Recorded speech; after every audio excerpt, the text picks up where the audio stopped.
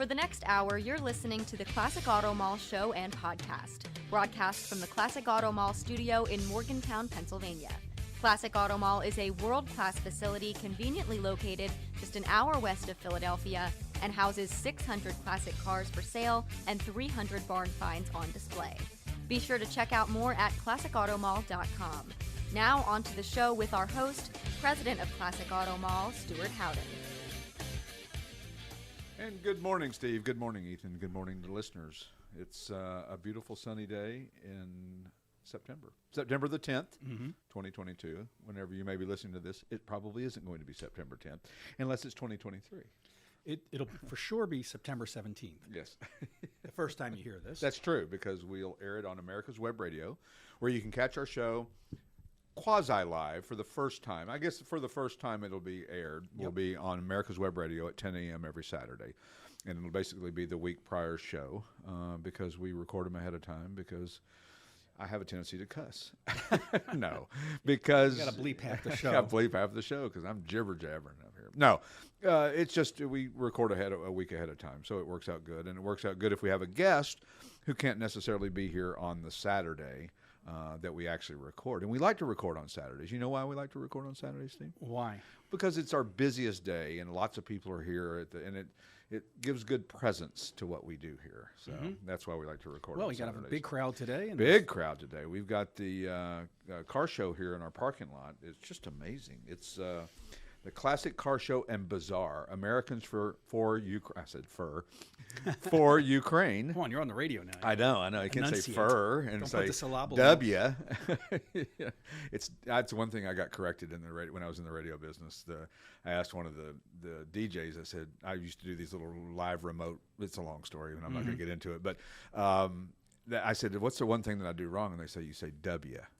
And it's not W, it's W. So you have to say double U. Depends on where you're on the Mason-Dixon line. Well, in the South, we have to say it that way. Otherwise, we say W. Right. So we try not to do that. Anyway, the Americans for Ukraine Classic Car Show and Bazaar is today. You won't know about this until it's already gone and passed. But all the proceeds will go to benefit the people of Ukraine and the refugees and all. I met a Ukrainian girl who was a manager at a restaurant that I was at down in Tennessee, and I said, "Oh, where are you from?" And she said, "Ukraine." And I started to say something. She said, "I can't talk about it anymore." She said it was just too much. So, So give if you can, and even obviously this show will be long gone and past, but give if you can to the refugees and the Ukrainian people because they deserve our help. And I know that we have a lot of people that deserve our help that are in the U.S. as well, but we can try to be a little helpful to everybody. So, but anyway, where do we sell cars this week, Steve? Where did you sell cars? Actually, it's 2 weeks because fanfare. Where I don't know what happened there. That's clapping. You want the fan? That's for after your. All right, already. Oh yes. Where did we sell cars this week? Right. I think that one stops on its own. I think it does too. I think maybe some of them do and some of them don't. But I want to say welcome in to people coming in to TikTok Live. We're the Classic Auto Mall Podcast. You want to tell us a little bit about the show? Yeah, we're 1 hour broadcast every Saturday morning at 10 a.m. on America's Web Radio, and we usually do a little thing on TikTok and YouTube as well too. And if we have a guest that's not here, they're on one of the call-in Zoom meeting type things, and we have them on there. And we talk about cars from the Classic Auto Mall in Morgantown, Pennsylvania, 336,000 square foot building on 40 acres. I'll do a pan. Go ahead. Do a pan. And there's a car show out in the parking lot today and a gun show in our expo center.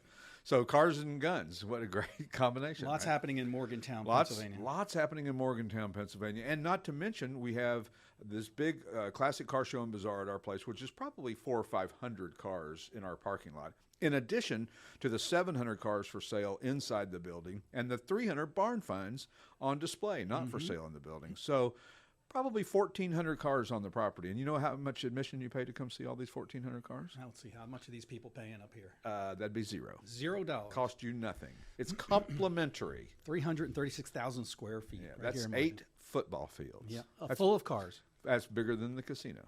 Yep. I keep bringing up that casino. Casino in Morgantown, the Hollywood Casino. The Hollywood Casino, Morgantown. We were there last night.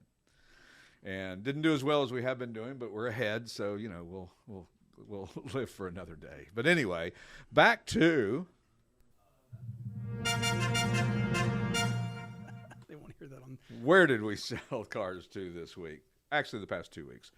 How about Stewartstown, New Jersey, Camp Hill, Pennsylvania, Mason, Michigan, Voorhees, New Jersey, Elizabeth, Colorado, Flemington, New Jersey, Birdsboro, Pennsylvania, Cincinnati, Ohio, Nassau, Bahamas, interesting, Mount Joy, Pennsylvania, Charlotte, North Carolina, Bluebell, Pennsylvania, Mount Carmel, Illinois, my friend is from there, Brunswick, Maryland, Exton, Pennsylvania, Berkeley, Massachusetts, Macungie, Pennsylvania, Flourtown, Pennsylvania, Millersville, Maryland, Old Bridge, New Jersey, Reading, Pennsylvania twice, Myrtle Beach, South Carolina, Goldsboro, North Carolina, Fairfield, Connecticut, Daly City, California, Malta in the UK, and Ankeny, Ohio. Iowa. Ankeny, I'm sure I'll get a letter for that. So that's where we sold cars this week. We have been busy. The consignments are rolling in. It's that time of year when people are thinking about, it's getting to be fall. I'm thinking about it's time to, maybe it's time to sell the car. And where's a better place to bring it than Classic Auto Mall? We have no upfront fees and no monthly fees when you consign your car with us. So you can bring your car here, leave it here for 90 days or longer until it sells, and we'll keep marketing it all over the world. And the beauty of what we do is that we added up what you would spend if you marketed your car the same way we market your car on your own. And because we get volume discount and that kind of thing on everything that we do, we figured you would spend somewhere between $3,500 and $4,500 per car. And so if you think about that, and that's no guarantee that the car would be sold. That's just that it's marketed to the same places that we market for you. eBay and Hemmings and ClassicCars.com and Sports Car Market and AutoBuy and Auto Trader Classics and, Classic Car, the whole, everywhere. We're James List all over Europe. And so DuPont Registry. So, to do that on your own is a daunting task and expensive, and maybe you get no results. And usually, usually people just pick one of those. Correct. They'll do eBay or they'll do Auto Trader or just one, not all of them. So what we give you for no charge is millions and millions of views of your car. So, and usually what that does is two things. Number one, if it sells quickly, you knew that you were priced on the money, and if it doesn't sell quickly, it's usually because it's a little overpriced. I mean, we take a wonderful set of pictures. We do a fantastic description. We are putting them everywhere, all over the world. What's the last part of the puzzle, the reason the car doesn't sell? And generally speaking, it's because maybe it's a little overpriced or it's perceived as overpriced. And what you paid for it versus what it's worth could be night and day. No different than what you see it sell for or one like it sell for on Barrett-Jackson or Mecum or RM or any of those other auction sites, which I'm not downplaying them. I'm just saying that doesn't set the precedent of the value of what your car is. Your car is worth what your car is worth based on what you've done to it and that kind of thing. So, and sometimes the modifications that you've done there's not a 1-to-1 ratio on it. Right. You might not get dollar for dollar if you put a $10,000 supercharger in it. Absolutely. But it might raise the price depending on the car, really. Well, and we say that a lot of times when we find that there are things that a car needs or that we feel that it needs, we will say to the client, look, your car needs the power brakes fixed. And that's a safety issue, and it's an issue of something that we think that you should do regardless. But if the stereo doesn't work and it's $1,000 fix, then that's kind of a questionable area. And if the stereo doesn't work, in our description, we're going to state non-working stereo. Or the power brakes, or whatever it is. Right. Usually the brakes, we don't allow that to happen because we don't want to have any kind of issue with somebody in a safety issue, whether it's brakes or steering or anything like that. But something that's more either cosmetic or is superficial, a radio or a heated seat or something that doesn't work, doesn't always make sense to fix it, And a lot of guys like to have something to do on their cars when they get them. They like to tinker with them and fix them. Oh, I can fix that for cheaper, and we get that all the time. So we'll make recommendations, but it's ultimately your car to decide what you want to do. So, but we'll tell you what we think anyway. And I mean, there are turnkey cars, and there are cars that are going to need something. Old cars leak oil. There's no doubt about it, and you can address that, or you can. They say if you have an oil leak, at least you know you have oil. If a Corvair is not leaking oil, there's a problem. The engine's probably seized up. So, and that's the thing. I mean, listen, they are old cars, and what people don't often realize is that they say, well, my car doesn't leak. Well, how often do you drive your car? Well, I drive it, 3 times a week. Yeah. Well, it probably doesn't leak oil. But a car that sits for a week or 2 or 3 or 4, all of a sudden, all the oil that doesn't normally get all the way down into the pan is down into the pan now. And generally speaking, the pan won't hold all the oil that's in the car because it's still clinging to other parts within the engine. So it's one of those things that, look, there are all kinds of quirks and things that go on with these old cars, and we do our best to describe what we know and don't know. But there are things that, like that not easily describable to somebody who's not very familiar with the hobby. Right. And the other thing is that we talked about this before is that if a car sits long enough, some of these old cork, what do you Gaskets. call it? Thank you. Gaskets and seals those dry up and cause an oil leak, and it's sometimes not a huge fix, but somebody just doesn't want to do it. And and listen, people say, well, why didn't the seller fix it on a particular XYZ problem? Well, it may be in a state, and it may be it's too emotional for the wife or the significant other to fix the car, and a lot of times they just want it to go away. This was their husband or their wife's pride and joy, and they want it to go away, and they don't really want to spend a lot of time and effort on it. They just like it, and they like it when it comes to Classic Auto Mall because it's not totally leaving. You're just saying so long. You're not saying farewell. Right. So it's a stepping stone in a process. And maybe the people are not mechanically inclined, or maybe they don't have the money. Maybe maybe the reason they're selling the car is that times have gotten a little tough and they need a little extra cash. And, the first thing to go is usually the 57 Chevy or the 57 T-Bird or the 77 Trans Am or whatever it is your pride and joy. So especially when the kids don't want it. And it's like antique furniture. The kids don't want it. They want IKEA. They want IKEA. Yeah. I have a friend of mine who had a whole house full of antique furniture. He said, okay, kids, we're going to all come to the house and pick out what you want. And none of them wanted any of it. Who wants the grandfather clock? Right. Who wants grandma's piano? Crickets. Nobody. Do we have crickets on there? We have crickets on there? I believe we do. This is who wants that stuff. That's who wants it. Nobody wants it. But no different than the cars. Part of the popularity of CarSense and these online car buying experiences is a lot of them, millennials is not the right word, but a lot of the younger generation don't really care about cars. It's just a mode, a way to get from point A to point B, and they really don't care what it looks like. They don't really care what color it is. They don't really care what it is as long as it fits into the budget of what they want. And they don't need to see it and drive it because they wouldn't know what to, they wouldn't know how to test the car driving any more than you and I would know, the latest dance move on TikTok. Piano. You can tune a fish, but you can't tune a piano. REO Speedwagon, what a great album. See, I always reference back to music. It should be the Classic Auto Mall music show. We always divulge into music. We always, because we love music. So, and the Elvis movie we were just talking about, so that was pretty cool. That's a music thing. And Tom Hanks's Parker was a pretty interesting character. It was. I wasn't too thrilled with it. By the way, Elvis was a consummate car guy. Right? Yeah, he was. We could do a whole show on Elvis. Yeah. But, 10 seconds.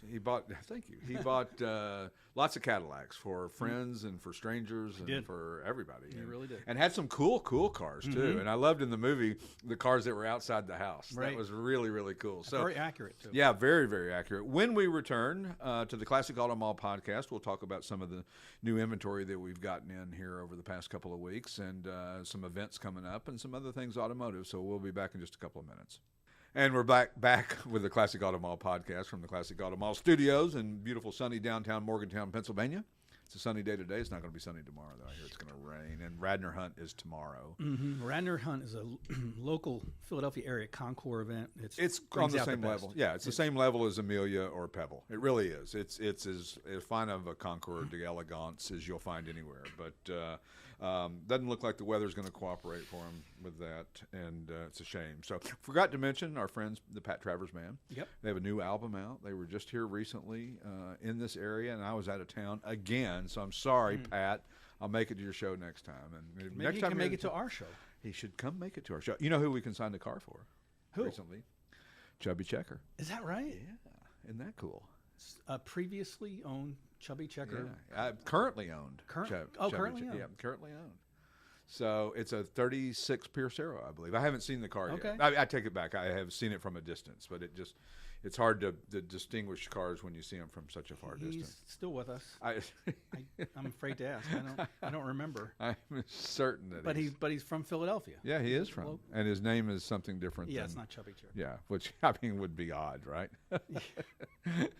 Your parents would really be like, Yeah, that- oh, okay. Yeah, he's 80 years old, born in 1941. He's actually from Spring Gully, South Carolina. Okay. But I think he was many years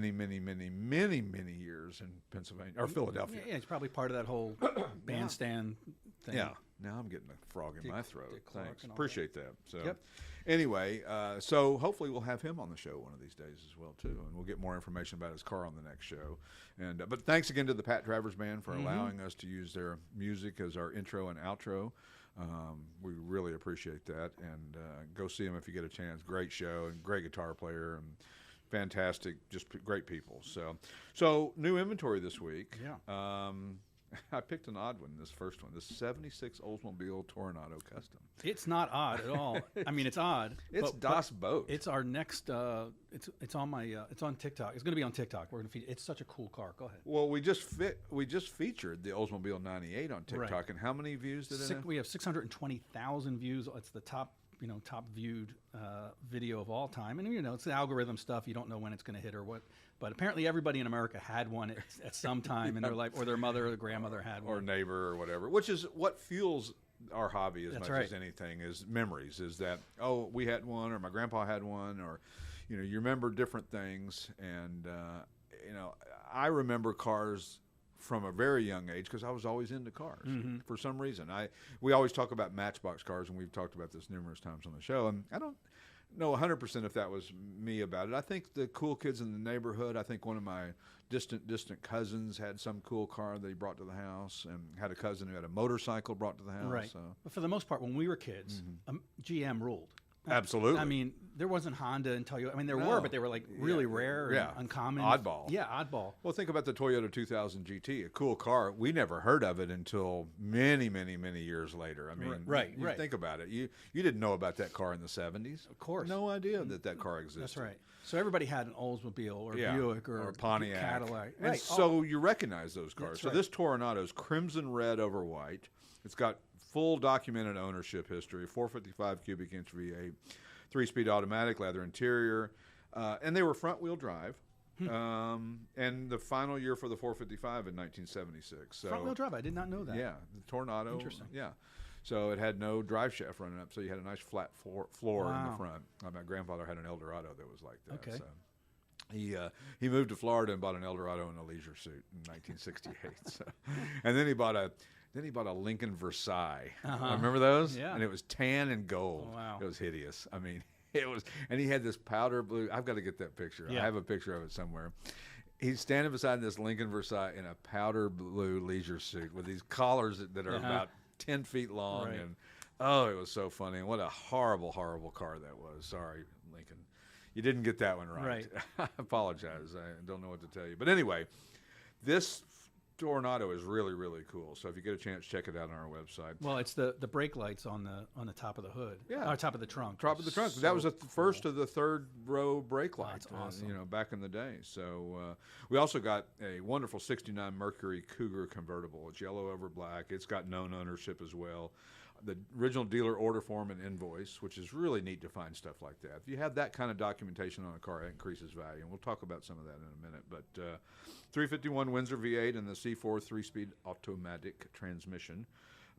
It's got a little bit of upgrades, cosmetic restoration, some upgrades on the suspension and engine, and it probably, has full ownership history. So we know where that car has been and gone and come from and been to and where, why, and what withal and all that good stuff. So it's a really neat car. Yellow over black is really a good color for the Cougar, actually. And speaking of good colors, we'll feature it in the next couple of weeks, a silver AMC AMX. Oh, really? And silver's a really good color for that car, and this car is really nice. We'll get to that. in due time. We had a navy one, a navy blue one. I think we still I think it's still here. I think it's That's still a in the beauty. main show. Really, yeah. Those AMXs are so cool. They are cool. Little stubby pocket rockets. Yeah. You know, they really are. 390, right? 390, and the Go Pack and all that good stuff. Anyway, a 37 Buick Series 40 convertible sedan. It's blue over saddle. It's got the Fireball inline 8, the 3-speed manual transmission, saddle leather interior, and this thing is such a smooth driving car. You know, these 30s and 40s Buicks and Packards and all of that are just great driving cars. You know, it's amazing that with such limited technology back in the day that they could make like a Packard engine just sing. Inline 8, barely hear it running. You have to lean your head out the window to hear, is that car running? And it is. And how did they do that back then?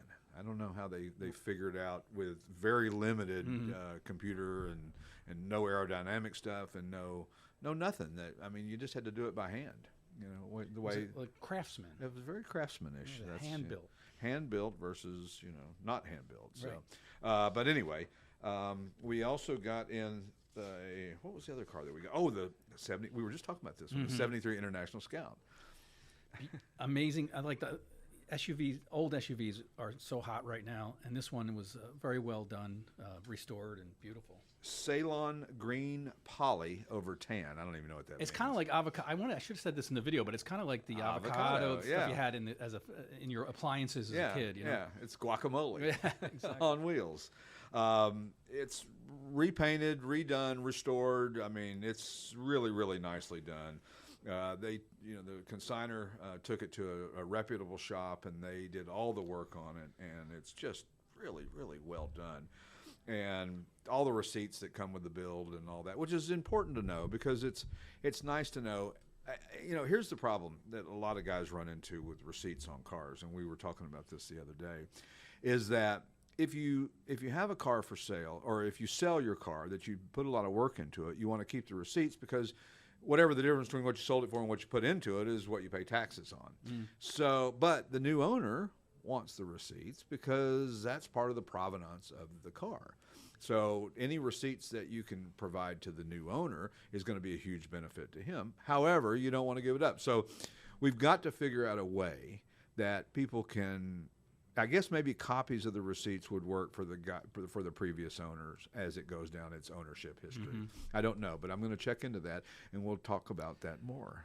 Maybe they can do like a chip thing, like when you do with dogs, you put a little chip in there and it stays with the dog. I like that. You know, and like you just stays scan with the car and it's all there. Well, Mr. Orwell, that's coming. But if you can find a rust-free International, good luck. This one is really nice, and they're fetching good money because of the work that's put into them. Well, and because a lot of them were used as Absolutely. trucks. I mean, they were used. They weren't babied like you might baby a Cadillac convertible and put it in the garage every night and mama wiped it down every day. These were utility vehicles, the Broncos and the Scouts and the Blazers and the pickup trucks. And so when you find one that's older, especially in original condition, that's a real treat, and that's a real find. Right. Like we said in the video, it's not about luxury. It was about utility. So there's a lot of hard surfaces, and it's very plain inside, and it's nothing like a Jeep, what is it, Premier or Summit or whatever it's called? The Grand Cherokee Summit? Summit, yeah. With the V8, yes. It's nothing like that. It's like the great-grandfather of the modern-day SUVs. They were just metal and engine. Yeah. If you look at the older Broncos, I think a lot of people are surprised to see how utilitarian they really absolutely. are inside. You could just wash them out with a hose. Yeah, right. No reason not to. You know, right. You think about that. I'd like to be able to wash some things in my house out with a hose. Just be able to spray the walls down or whatever. That would be nice. That would be nice. A 1970 Pontiac GTO convertible. It's Baja Gold or Baja Gold over saddle. It's got the build sheet, the window sticker. It's 158 built. Muncie M21 4-speed. It's got a 74 455 V8 in it, 12-bolt rear. Man, this thing is really, really cool. Now, it doesn't have the original motor, but I'll take a 455 in it. Yeah. I mean, it still looks all original on the outside. And that's one of the things that we try to do our best, and we hope that everybody tries to do their best. If we can't prove something, we try not to say it. If we don't know if it's the original motor or if there's any kind of question about it, we'll put in the description. Based on what we see, we can't really verify or not verify that this is the original motor. Maybe the stamping's funny on the block, or maybe there's no stamping on the block when there should be, or maybe there is some inconclusive information that we have. You know, most every part on the car that came with the car had some kind of stamping or numbers on it that equated to something.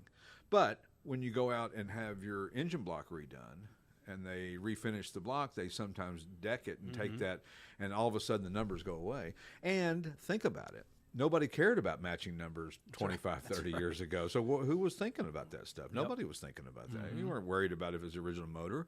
If the original motor went bad, you got a new motor. Right. You didn't go rebuild that one. That would probably cost you more to rebuild the motor back in the day than it would just go buy another one. You know, so if you think about that, it certainly makes sense. However, had we known what the values were going to do on muscle cars and classic cars and matching numbers cars, we probably would have. Crystal ball. But again, just because you know it doesn't mean you could afford to do it. Right. I mean, I had a 69 Z28 and had a 302 in it and blew the motor up and put a 350 in it, you know, because I couldn't afford to rebuild. The rebuild was going to be like $1,700, and I could buy a 350 for $400 or something. So, you know, it's one of those things that, you know, circumstances belie what you can and can't do in this hobby. And just because we had all these cars at our avail, and you could buy a Cobra for $7,000, well, $7,000 was a lot of money in 1970, whenever.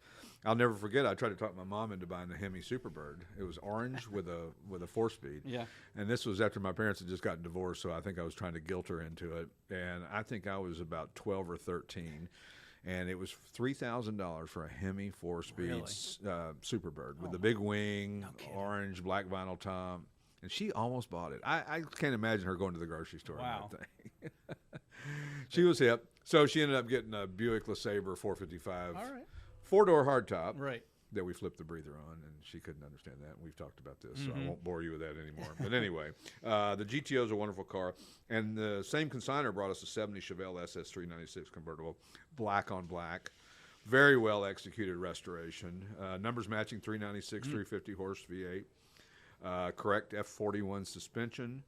It's got sinister black paint. I mean, it just is black, black, black. You know, it's funny about the Chevelle of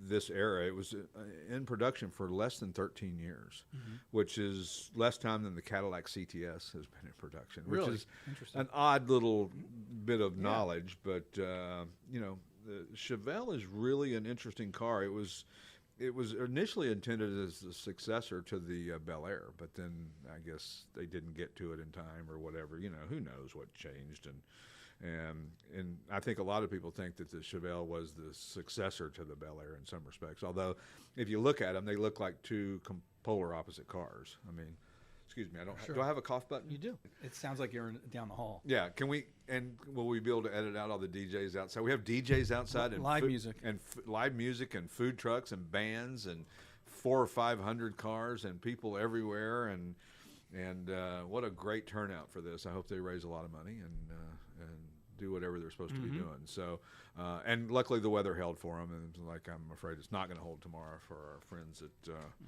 Radnor and for you, Steve, because you seem awfully excited about going to I the was Radnor until you said it was going to rain tomorrow. Well, I didn't make it rain. I just said it was going to rain. I'll be there. We have a tent, right? So, we do have, well, we didn't, they provide us with a tent that's right. where we park. That's what I mean. We have a tent. We've got 5 cars down there, and then we have 6.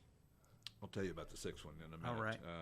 But anyway, you know, speaking of, you know, we were talking about SUVs earlier about the Scout. My buddy, just on Bring a Trailer not too long ago, bought an '84 Jeep J10 pickup. Right? Nice. Cool pickup. Yeah. $84,000. God, man, they used to be in field. You find one in the field somewhere. Yeah. And his comment when people were, you know, hey, congratulations, or you paid too much, or he said, I know you all think I'm crazy. Probably right. He did in one of the feedback in Bring a Trailer. Wow. You know, and of course, $84,000 was including the fees. And what do we mean when we say including fees when a car sells on auction? Well, that means that if the auction house has a 10% buyer's fee and a 10% seller's fee, then $84,000 would be the selling price plus the 10% that the buyer would pay. So if a car sells for $100,000, the buyer pays 110, and if the seller fee is 10%, the seller gets 90, and the spread is the auction house's keep, which is 20 grand. Yeah. So when we say, a lot of people, I say things that I assume everybody knows, and then I get questioned by people that say, well, I don't know what with fees means. And Right. what fees? It's kind of like closing costs when you buy a house. Well, or document fees when you Right. buy a car. And I try to refuse to pay those, although sometimes it's on deaf ears. If I really want the car, I give in. Oh, but- doc fees are the least of your worries in nowadays. It's Yeah. like they're adding all kinds of fees. Oh my We could goodness talk about gracious! that all Yeah. day. Well, that Jeep Grand Cherokee Summit was a perfect example of that. When we return, we'll talk about some more car stuff and see what else is happening in the world of shows that we're out doing. We'll talk to you in a minute. And we're back with the Classic Auto Mall podcast from the Classic Auto Mall studios and more. I just heard a car start up in here. We're not supposed to do that. Usually, Go if, tell those people. Yeah, right. Funny. We don't leave the keys in the car. Yeah, we do not leave the That's keys right. in the cars. Just in case anybody wants to know. Yeah, it was started up by one of our car specialists. They're actually moving it out of the back of the truck room, which is where we have cars inspected, so it's okay. I had a question about Yes. how soon after you opened did you put lifts in? Was it right away? Pretty close to right away because we realized that we wanted to get undercarriage pictures and that a lot of people sell cars.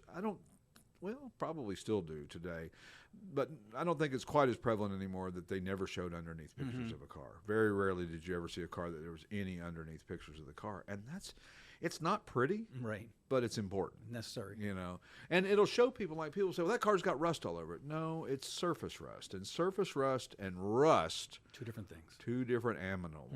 They are, go next time you're driving down the highway and a load of new cars goes past you. Well, maybe not so much in this day and age, but yeah, probably still. Most of the cars will have some kind of rust on any of their metal parts underneath there. It's just a light little surface rust. It's not invasive. It's not problematic. It's not, it doesn't cause issues with the car, but it's there. And so a lot of times when we show that, or they say, well, that car's leaking oil, as we talked about earlier, or, this looks right or wrong. Or if we notice something that maybe is structural in nature, then we'll tell them. We'll say, look, we think this has been replaced, or the floor plans have been replaced, or something has been replaced on the car, and it needed it because you want them to be safe. These older cars, these frames can rust out, especially in whatever climate you're in. If it's in the West, I know my partner has a bunch of cars in a field in Montana. Is that right? They've been out in the field for like 20 years, and they've never rusted. Right. They don't rust. There's no rust on them at all. It's like, how can that possibly be? Yeah. But it can be, and it is be, and it will be. Yeah, in Pennsylvania, if I don't drive for 3 days, my brakes get a little surface rust Yeah, on them. yeah, So absolutely. it's just the humidity in the air will do it to you.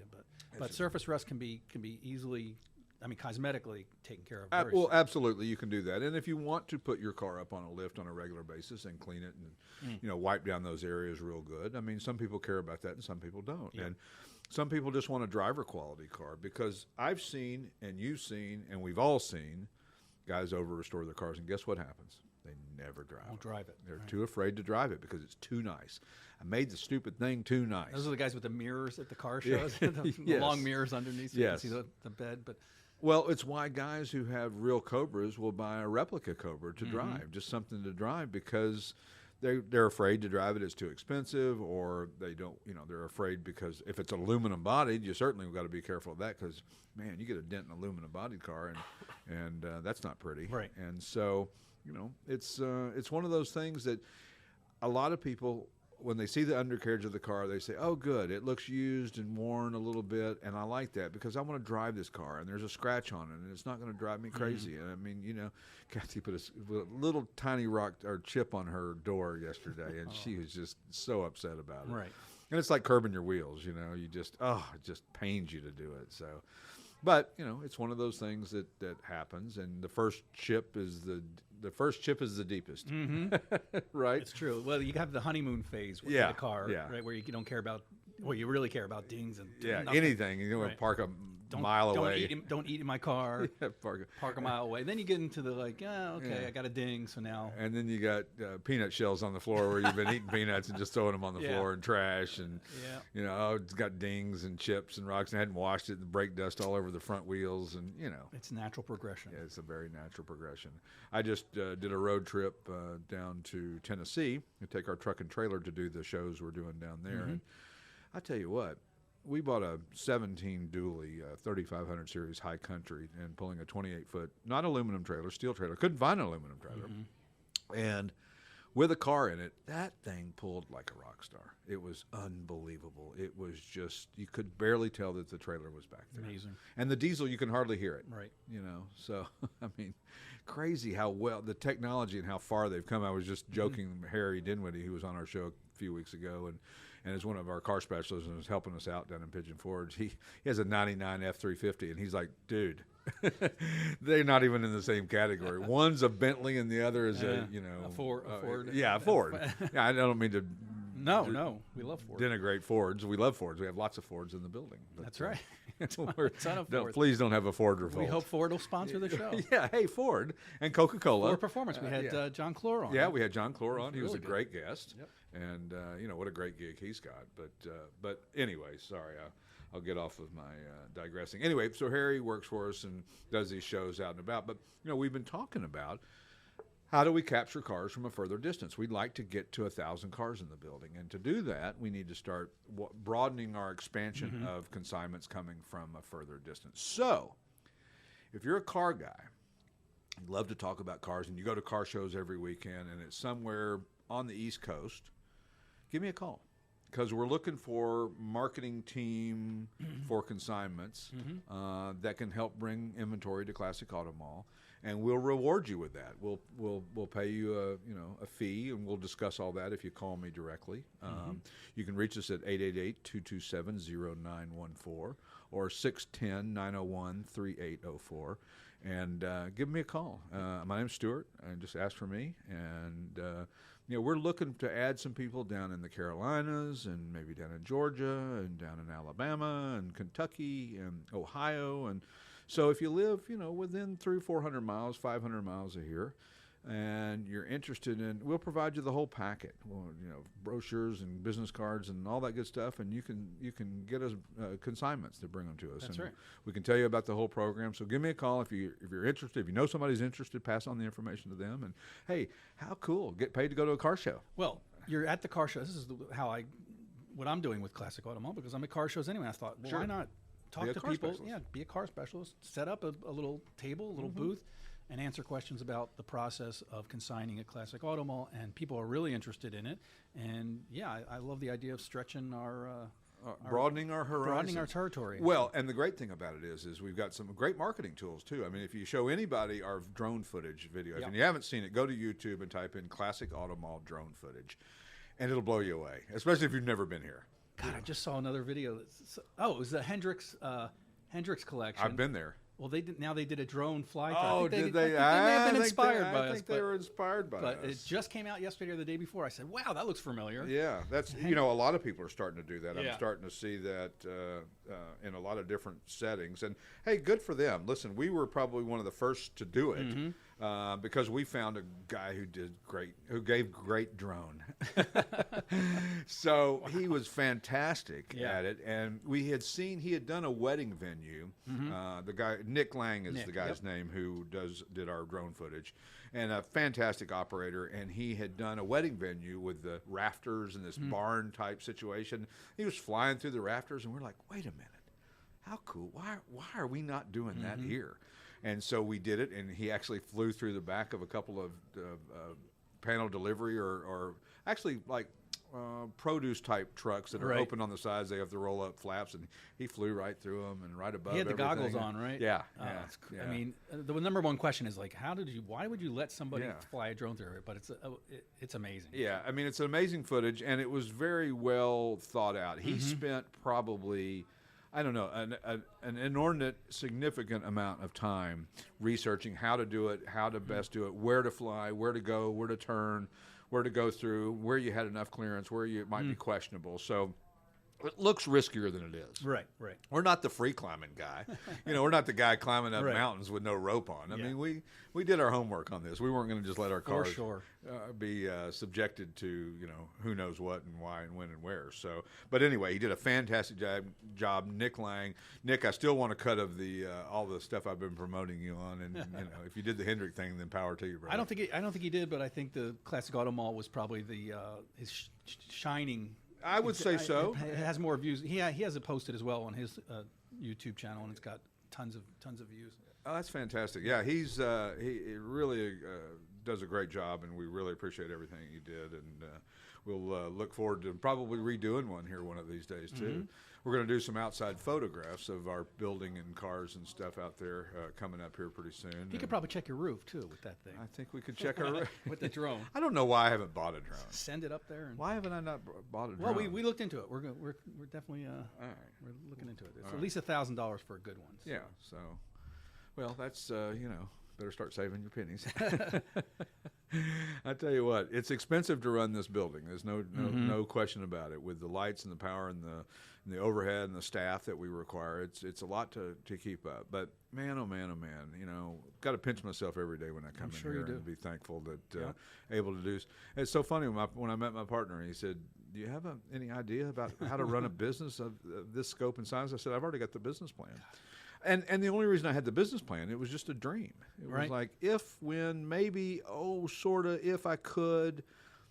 Who knew? I never thought that we would get an opportunity to have a building like this. We looked at a building in Pigeon Forge, the old Boyd's Bear and the Dick Clark facility. It was 112,000 square feet. This is 336,000 square feet. And the 112,000 square foot building was great, but it was double the price of what we bought this building for.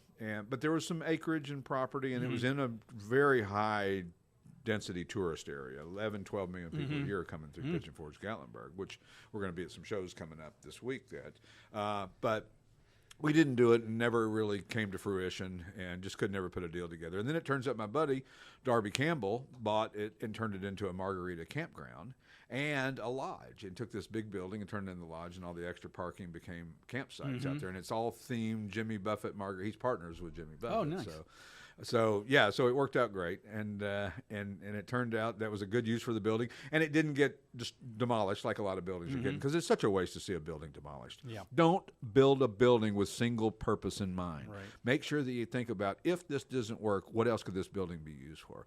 And I'll give you other lessons in real estate when we return. We'll be back in just a couple of minutes. We'll see you then. And we're back with the Classic Auto Mall podcast, live from, well, not live, but Memorex from Morgantown, Pennsylvania. Where's Morgantown, you ask?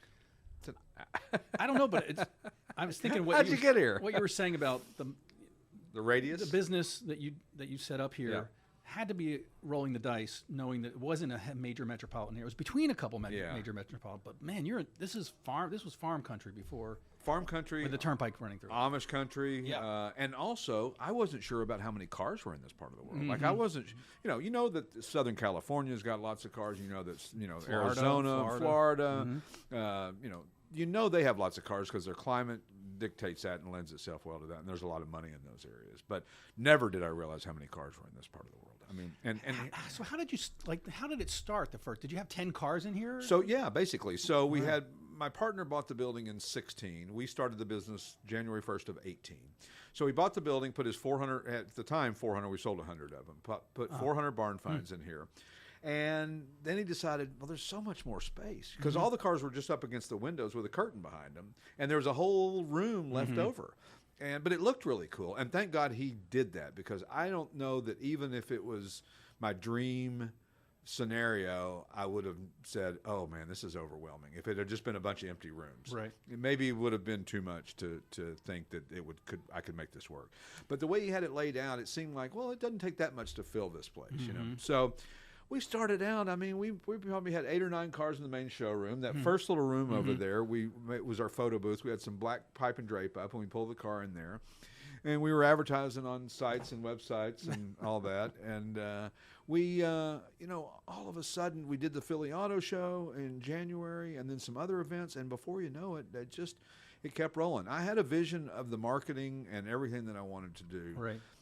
But, it required, some money up front to do it. And I never had that capability to come up with that kind of money that we needed to do. Yeah. So that was where my partner came in, and he certainly helped, make this thing what it was. And So when you had those 9 or 10 cars, at what point did you go, wow, this actually could work, because now I have 50 cars or 100 it was cars. probably 3 or 4 months That's into it. Yeah, where we started thinking, you know what, this is really working. But I remember we used to keep the front doors locked. And Kathy had a little dinger on the front door, and it would ring. It'd go ding, ding, and we knew somebody was ringing the bell. Or they would come in the door and we'd know it. And we had a little like a video camera robot thing that would greet them. And Kathy could be speaking to them when they came in. Mm-hmm. But when we did the Philly Auto Show, we just locked the doors and went to the Philly Auto Show for 5 days or 6 days. Can you imagine? Yeah, I can't imagine that now. So, but yeah, about 6 months in, we started thinking, you know what, this is really starting to work. Wow. And the good news is that my partner and I both looked at each other almost from day one and said, look, we're going to do it for 2 years, and we're not going to talk about money at all. We're not going to talk about profit and loss. We're not going to talk about if we're making money. We're just going to do it. We're going to spend like we're a startup and what we were.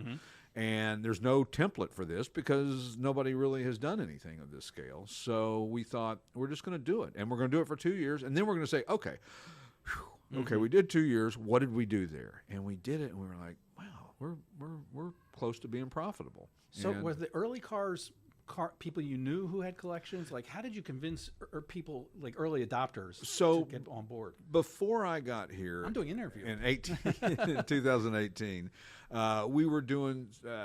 He had his cars in here for about a year and a half, and so they were doing a Wednesday night open house to car shows. So we were meeting people in the hobby that were coming here for the open house and getting to know them. And one guy brought a car, another guy brought a car, but really what brought the cars was our marketing and what we've been able to do, and with the drone footage and different things that we've done. So it was a thing that I felt in my heart of hearts that would really work, but I really didn't know for sure. It was certainly a crapshoot. And here we are moving further away from the kids, and we're going east from Lock Haven to Philadelphia area. And my wife's like, wait a minute, well, I thought we were moving closer back to them. And I go, well, but we're near an international airport, so that's closer in some kind of theory or term. Or 2 whatever. years. We're not going to talk about profit loss. Yeah. We'll see how it rolls. And after 2 years, you were like, well, we've done it. We've really done it. And then we were here. We're here it'll be 5 years anniversary. Our 5th year anniversary is January the 1st, and it's amazing what the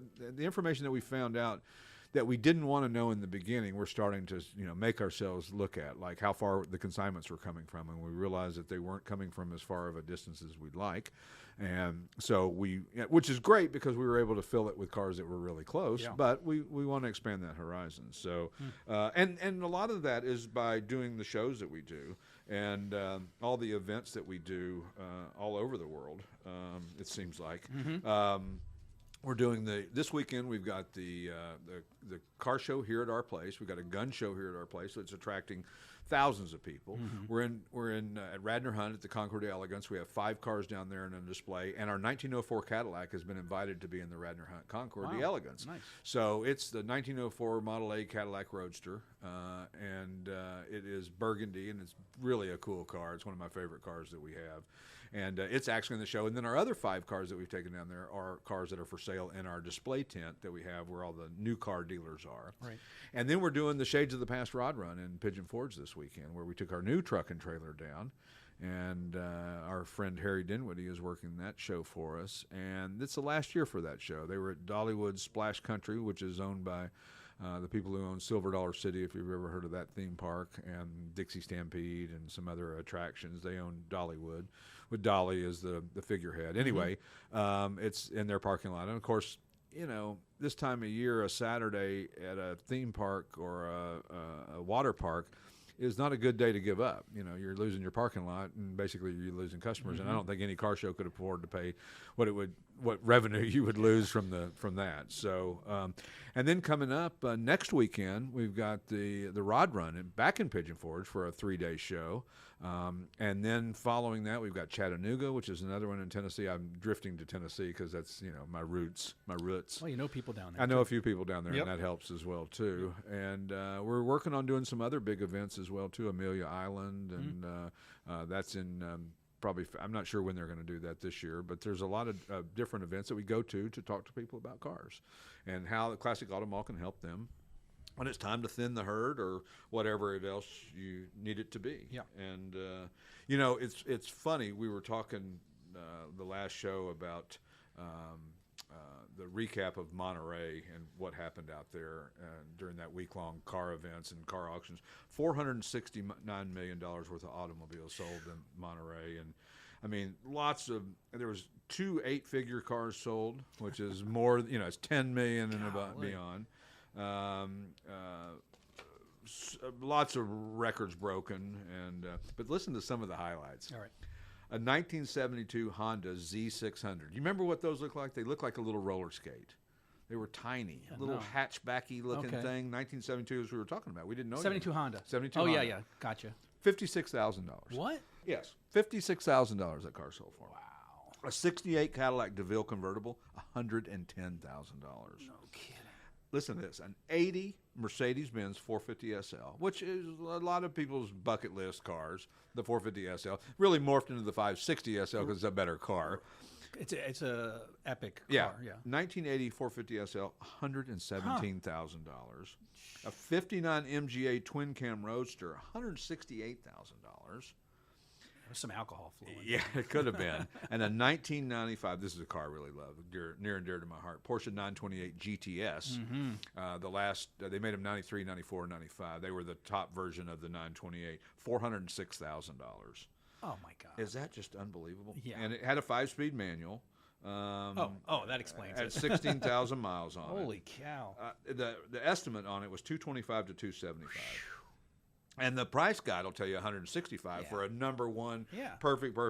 Now, is it the most expensive 928 ever sold? Well, I know that would be the Risky Business 928 that sold. Where did that sell? Gooding. When was that? Not too long ago. Yeah.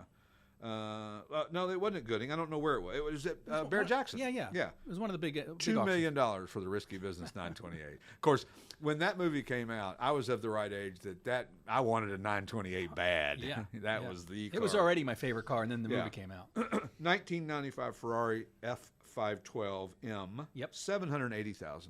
Wow. I mean, these are cars that were 50, 60 grand not that long ago. Ferrari market is really, really strong. Big money. And but isn't that interesting? I mean, the numbers that these things are bringing is just phenomenal. And the new cars that they continue to make, and even though we keep getting the sky is falling, we just consigned a 2022 Corvette, a 3LT car, 9,100 original miles. Nice. Which it has the carbon fiber package, which is like 30 grand option or something crazy. And it's orange. See, honey, I can say orange. She says I say orange. And it's a really, really cool. And baby birds are flocking to Classic Auto. Are they? We're getting a lot of those. We got a yellow one that's really beautiful in. And, we were talking about value and that type of thing. And one of the interesting things is about talking about celebrity ownership and how that creates value in a car. And does it always work? Not generally. Steve McQueen cars, through the roof. Right. Paul Newman cars, through the roof. And the other guy who was in Fast and Furious. Paul Walker. Paul Walker. Yeah, with his stuff. I mean, Big through money. the roof. Yep. Batmobile, TV car, through the roof. Well, we have a Batmobile Yes, here. we do. But does every celebrity provenance mean anything? No. If you have a 4-door 1948 Mercury sedan that was on a backlot scene in Canon? no, even in some obscure movie you've never even heard of, went straight to video. Right. Is not going to make that car probably any more valuable than it is, because it's not valuable to begin with. Collectible items need to be something that are desirable. Just because they made one of one, so, you can break down almost any car. This was one of one if you count that all of them. This was the only one with an AM radio because they ran out of AM FM radios. Or this is one of 5 in chartreuse. Nobody cares. Nobody likes chartreuse. I'm sorry. The chartreuse people don't call me. That's right. Why I even, But it's interesting that certain celebrity ownership means a lot. Burt Reynolds smoking the Bandit Trans Am, that was through the money. If there was a Trans Am that was in some movie that was, a bit player, and it was on a movie, but really, didn't mean much to it, or it wasn't a hero. Right. What they call the cars that are the main car is the hero car. And the reason is because it's as much a part of the movie as the actors are, or the setting is, or whatever. And even some replicas, like the Dukes of Hazzard replicas. Sure. If they're well done, they get good money. They get good money. But anyway, hope to see you out on the road when we're doing these shows, or coming here to visit us here at Classic Auto Mall. And if you know somebody who enjoys going to car shows within about 400 or 500 miles of here and want to make a little extra money for going and doing what you love, what a great thing. We do that every day here. Give me a call, 888-227-0914. or podcast at classicautomall.com. You can reach us. And our website, classicautomall.com, gets about 1 million visitors a month, and it's constantly changing. So we're constantly adding and removing inventory as it sells and doesn't sell. But if you get a chance, and next week on the show will be somebody, we hope. We don't know who, but or it'll just us. Talking cars. Talking cars. So anyway, we'll check you next week, and have a great weekend. See you. We appreciate your listening to our show today, and don't forget, when you're in southeastern Pennsylvania, come visit us in person. We're open Monday, Tuesday, Thursday, and Friday from 9 a.m. to 5 p.m. Wednesday is our late day, and we're here from 9 a.m. to 8 p.m. Saturdays we're open from 9 a.m. to noon, and we are closed on Sundays. You can reach us by telephone at 888-227-0914 or via email at info@classicautomall.com. To reach the show, email us at podcast@classicautomall.com. The Classic Auto Mall podcast is produced by Car Smarts Media. Theme song by the Pat Travers Band.